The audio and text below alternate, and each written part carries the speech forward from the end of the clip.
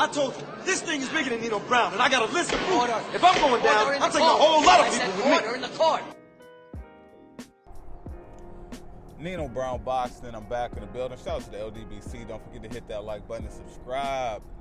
So man, I've been watching this PBC on Fox.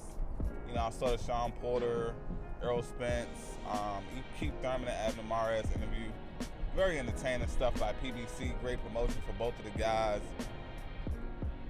It's fight week. It's Tuesday. The weigh-in is what? Wednesday, Thursday. The weigh-in is in 3 days. The fight is in 4 days. It's crunch time. And like thinking about this fight, I look at it from, right now I'm looking at it from two perspectives. Just overall ability, and then I'm also looking at it from the perspective of like who has the highest ceiling in the sport. Now I understand the whole idea of someone playing spoiler, but it's extremely difficult for me to see that happen. Now think about it. When it's not a conversation of Errol Spence versus Shawn Porter, I've heard so many guys that are going for Shawn Porter for whatever reason. I've heard so many guys speak on Errol Spence and his possible dominance at 154, the potential of Errol Spence at middleweight and facing Canelo Alvarez, and how those are just great fights, those big fights that can possibly happen in the future. I don't hear that type of talk when it comes to Shawn Porter. I've actually never heard that type of talk. And we're talking about a Shawn Porter that started his career off at a higher weight class. We're talking about a Shawn Porter that started his career off at 168. And I understand, you know, it was lesser competition. I understand that he was a football player in the past. But when it all comes down to it, Shawn Porter definitely has a background and has the frame, and had the frame to be a professional boxer over the middleweight limit. So, knowing the ceiling that's out there for Errol Spence Jr., knowing that his career, the ceiling of his career won't stop at 147, and I don't believe it'll stop at 154, just from a logic perspective, I can't logically pick Shawn Porter to defeat Errol, even if I want to, and I want to nitpick small things from Errol Spence Jr., I can go on the, like if I wanted to go down the route and I played devil's advocate and say, well, what Mikey Garcia did, Mikey Garcia was in there to survive. And I feel like one of the biggest things that everyone keeps forgetting is I don't see Shawn Porter as the type of guy, and this is a compliment, Shawn Porter is not going in there to survive. I believe that Shawn Porter knows he's an underdog. I know Shawn Porter is aware of his shortcomings, but Shawn Porter has heart.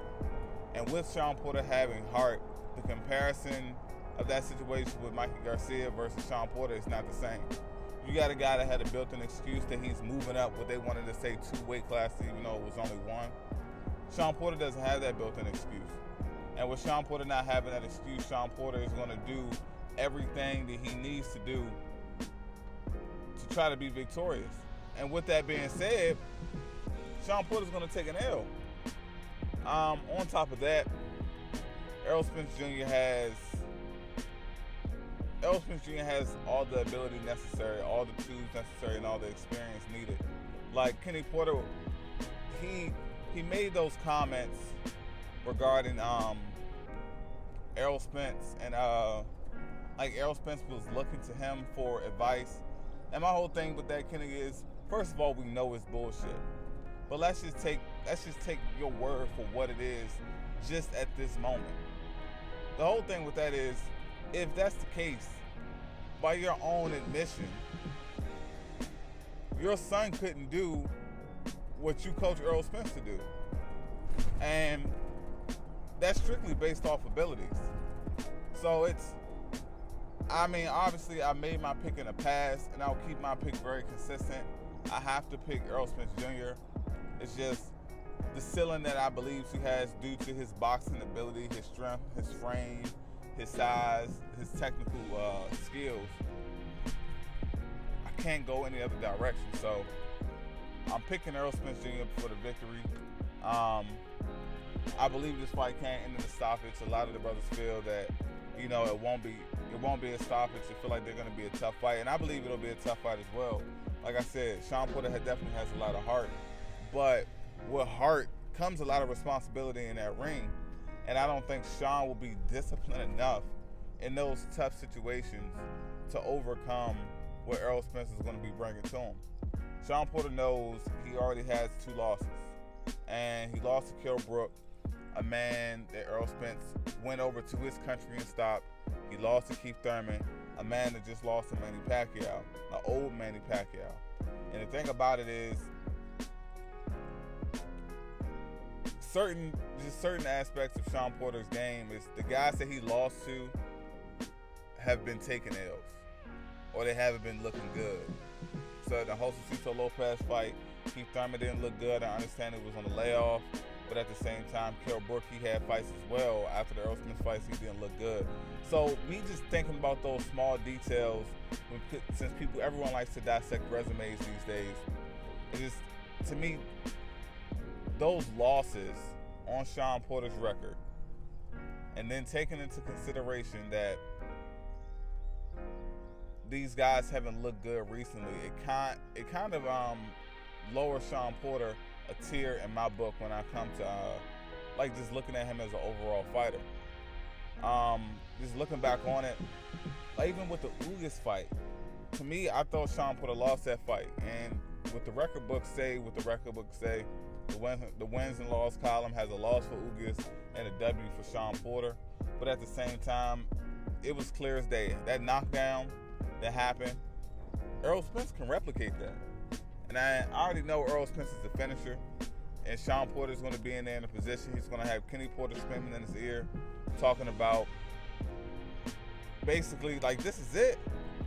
Like, you can't lose to anybody else. And then at this point, let's just say, if they lose, like, what big money fight can Shawn Porter have in the welterweight division? Because okay, yeah, he can have a rematch with Thurman, he can have a rematch with Danny, but Shawn already put it out there that he has no intentions on fighting Terrence Crawford.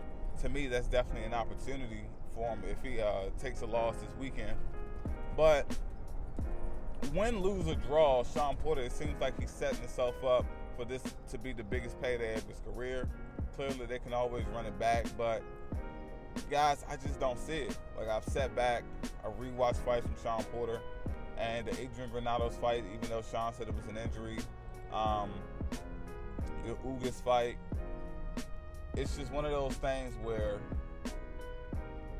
I can't logically pick Shawn Porter in any area at all. And even with the aggression, it's just, we already seen that Shawn Porter aggression can be nullified by the stronger man. And it happened with Ugas, it happened with Kell Brook, and it's going to happen with Errol Spence. And another thing to take into consideration, we all know that Shawn Porter, you know, recently he had issues making weight. Now, I don't know if that's going to be an issue this particular training camp, but it's definitely something for us to look for on Friday. But guys, all I can say is I picked Errol Spence for a late stoppage on Shawn Porter. I'm just saying about the 10th round. I think Errol Spence has stopped Shawn Porter earlier than he stopped Kell Brook. I feel like Errol Spence will be a lot more comfortable in the States. In California, he'll definitely have more fans here and more of a positive atmosphere than he did when he went over to the UK to face Kell Brook. And that's just more of an upside for Errol Spence. People want to talk about the overall experience. I never seen Shawn Porter in that type of atmosphere that affects him mentally.